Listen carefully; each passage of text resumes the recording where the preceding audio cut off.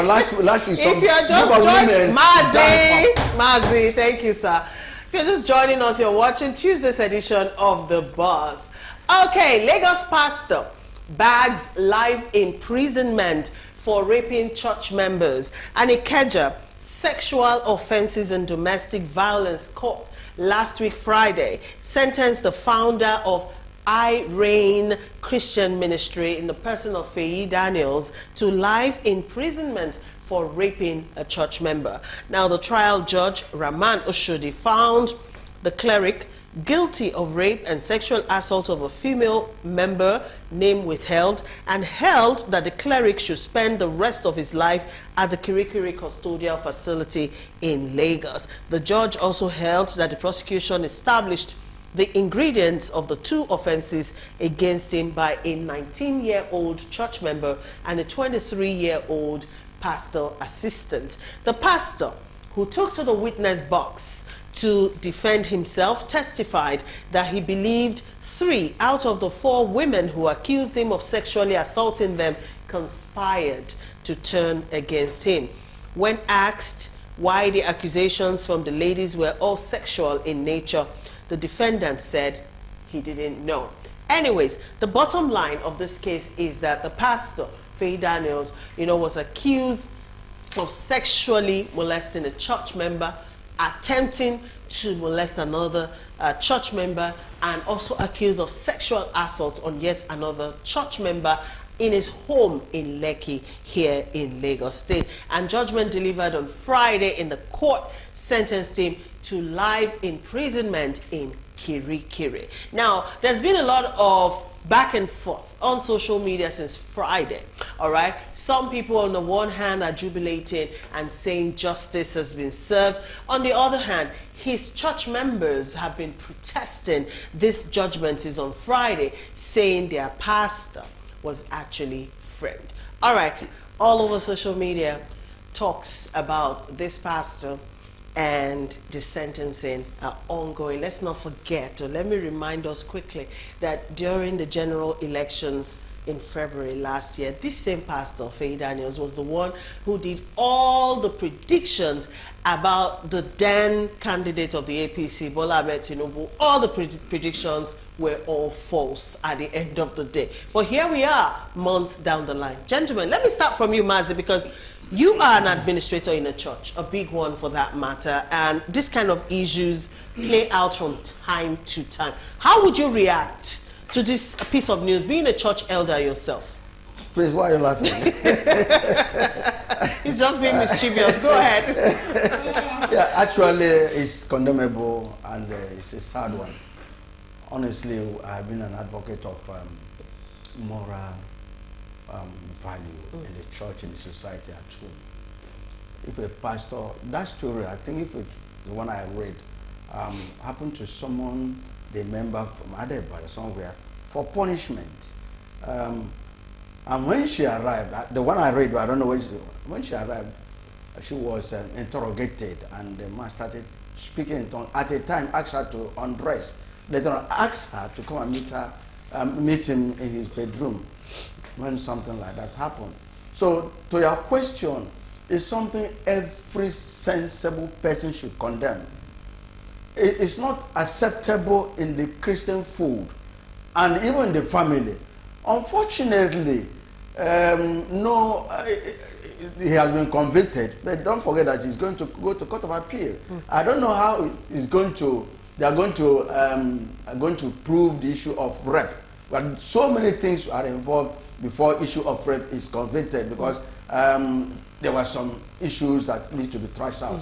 But having said that, my position as an elder, if a pastor is found like that, we don't hide anything. Just like, I know why Chief Prince was laughing. In my own particular church, when we had issue like that, we suspend you and we dismiss you. And it takes time if we see the fruit of repentance before you are called back. But in this case, 1, 2, 3. And the 3 witnesses, all of them accused him of something like that. So it is sad. It is sad. It does happen. I remember somebody telling me one of the senior pastors in a very big church, he does that. Let me interject at this point, Mazi. Now, you talked about punitive measures, against pastors in the church who do that. The church punishes them, and then if there's true repentance, you welcome them back into the fold. Rape is a criminal offense. It's a criminal offense. So it goes beyond just the church punishing and airing pastor. I'm going somewhere.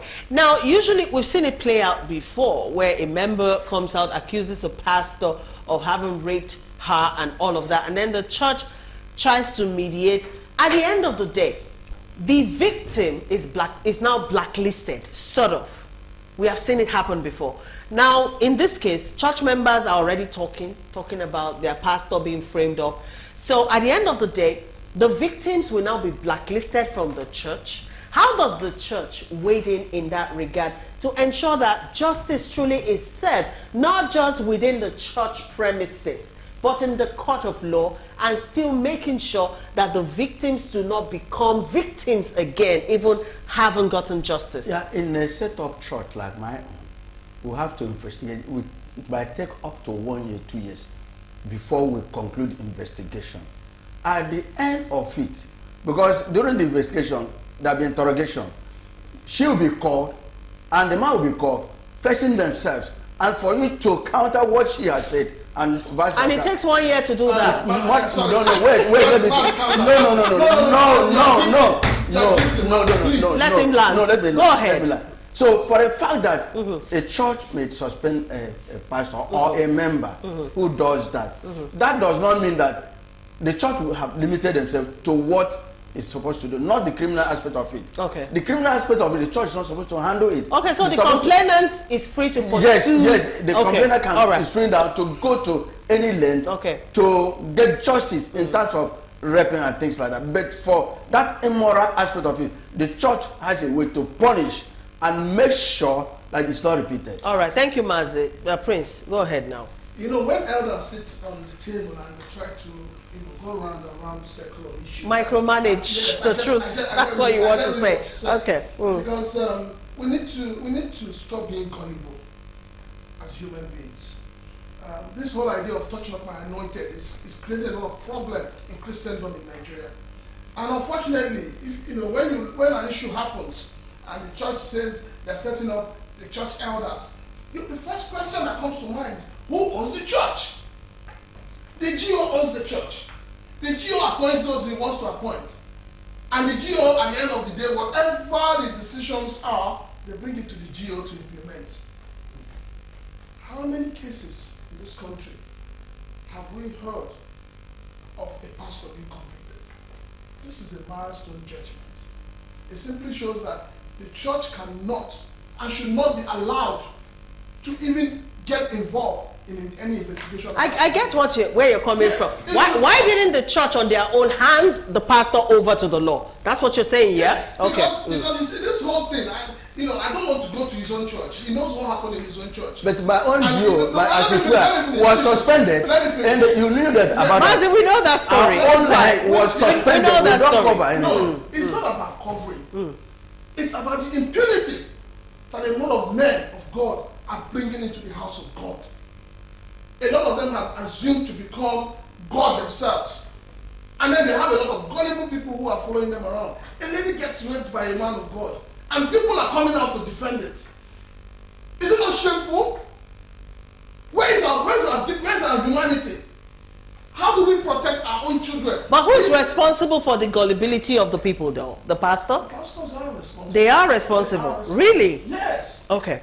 And you know why we have this problem in Nigeria? It's because there's failure in governance. The government keeps failing the people. And when the government fails the people are looking for another solution to their problems. Today, somebody will be sick. Going to the hospital becomes a problem. They tell you, take the person to the church. And I keep asking myself, if the pastors have become doctors, why did God give wisdom, knowledge, and understanding to doctors? So we need to draw that line. A crime is a crime. And irrespective of who has committed it, take it out of that place. That is why you have the police. If a crime has been committed, take it out of the church. That is what the Catholic Church does now. You do anything, the church will say, you are on your own. Hand them over to the Lord. So let this whole idea of saying elders of the church will sit, you bring somebody there. Do you know the trauma of somebody that has been raped, facing the person that raped him or her? Do you know? So let us forget all this, all these shenanigans we do in the house of God. Thank you, Prince Shilaka. Doctor, please, let me hear from you. Let me come on the other way. You can't just be accusing Christians. It's very, very wrong. If you go to the north, what is forced marriage? When you see a kid of 10 years, 12 years, being forced to get married, got pregnant, born, not his own will. So what are the lawyers doing? You see, when we talk about it, let's look at it from the holistic. It's not an issue of one side. It's not about Christians. There are a lot of violations of our children, our daughter in the north. What happened? Where are these lawyers? This one that is talking, the justice is doing. No, justice should be global. Justice should be for everybody. Because there are these children that have been crying outside. They've even come out openly and said they were forced, they were raped, and they were forced to marriage. Why are our lawyers not taking it up? So it's not about, see, when somebody is 19 years, is talking about rape, me, I don't even look at that. I'll ask you, are you a virgin? No, I'm not condemning it. I'm not commending it. But the issue is that if we want to talk about rape or force, rape is a crime, regardless of the age. Then why are there some people still doing that in the north, and they are being close? We heard of some of our politicians who are married, underage. I get what you're trying to say, but then you see, with the issue of child marriage, and there are connotations of religion and culture. I get what you're saying. I get what you're saying. We're talking about justice. We're talking about justice. See, when you bring religion, that's my problem. Well, we use religion to cover everything. No, doctor. We're talking about morality and how social issues should be. Okay, doctor, let me help you. This is what my foundation has been doing for how many years now? 11 years. And I'll tell you, it is not easy. I'm telling you the gospel truth. It is not easy for anybody that has been raped to come out and say, I have been raped. Yeah, it's not easy. Takes a lot. The trauma, the stigmatization, these are the things people run away from. So when you now try to just oppose it with what is happening in the north, these same children in the north that you're saying are being forced into marriage, if you bring them out, will they come out?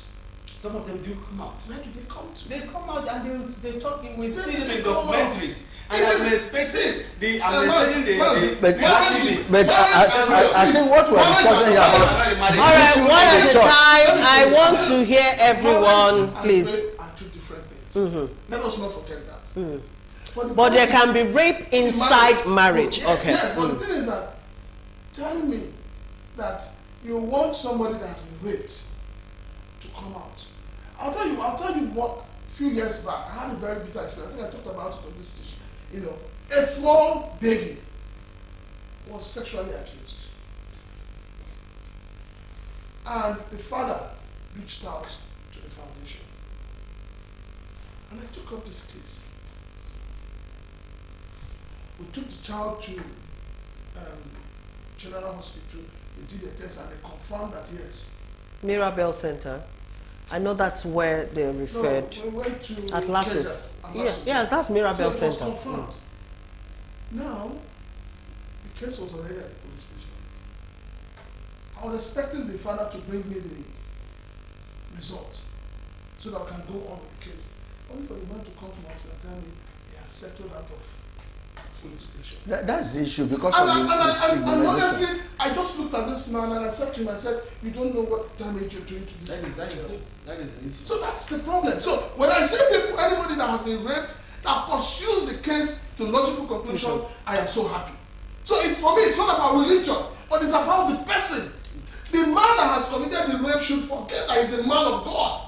He's the one dragging the church into it. He's the one dragging the church. He should come out and say, For now that I have a case, I have, renounced being the GO of this church. But the thing is that they will not. They still want to wear the toga of being the LDGO.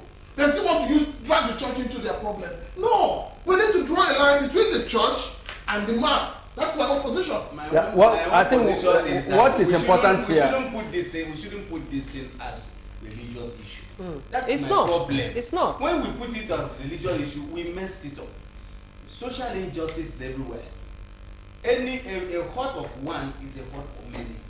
If you're talking about, like I'm telling you, there was a documentary, and kids were talking how they were raped, how their father handed them, how they were forcibly married. It is rape against their will. Against their will. I think that's the aspect of government, the failure that he was mentioning. A single issue of picking one. No. It's just like this we are talking about, this issue about corruption. There's 100 cases. You just pick one, and that's it. Everything else. No, it should be a total. I get you, Doctor. Go ahead. I think the issue Prince was saying about, if you are accused someone of that you are being raped, will you be able to stand and testify? That's the area. Because not all of them. I remember some few years ago, a copper was posted to one Oba's palace, I remember, and she complained of that. We never knew the end of that case up to now. So the issue here is whether it is in the church, whether it's anywhere, rape is a crime. And it's a criminal offense. It should be treated likewise, without any mixing word. So because what we are, you see, if you go to the village, you weep. Because so many children have been violated, raped, and they can't come out. But in this case, this man of God needs to be punished. And I don't celebrate his sentence, but then proper investigation. Don't forget I said he has the right to appeal. And it will be left for them to justify or prove the case of rape, because so many things are involved. Okay. And that is the area I'm afraid of. Otherwise, since he has been convicted, let him serve that sentence until he's cleared. Thank you so much. All right, we're